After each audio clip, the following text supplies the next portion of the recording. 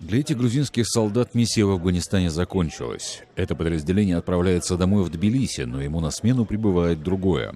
Грузинский контингент в регионе насчитывает около 860 военных, и это второй по численности иностранный контингент в Афганистане после США.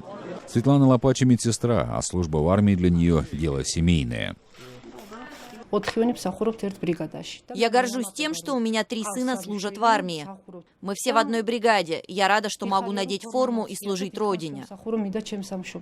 Светлана Лопача прибыла в Афганистан в начале апреля. Тогда же батальон, где служит ее старший сын, отправился домой. Сейчас он в безопасности, однако сотни солдат, которые остаются здесь, каждый день рискуют жизнью и здоровьем.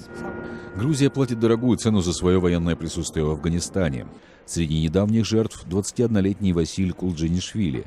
Он погиб в сентябре 2015 года. Василь стал 31-м грузинским военным, погибшим в Афганистане.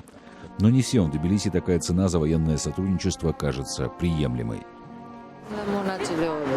Грузинским военным нечего делать в Афганистане. Не понимаю, почему они должны гибнуть там понапрасну.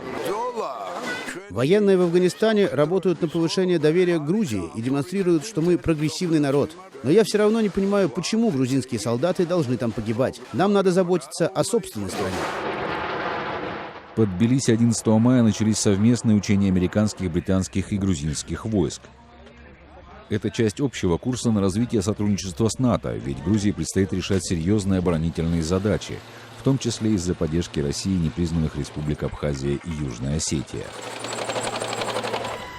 В Афганистане грузинские военные уже тесно сотрудничают с НАТО, например, проводят вертолетное патрулирование. Некоторые военные надеются, что такое активное присутствие Грузии послужит дополнительным аргументом на переговорах о членстве в НАТО.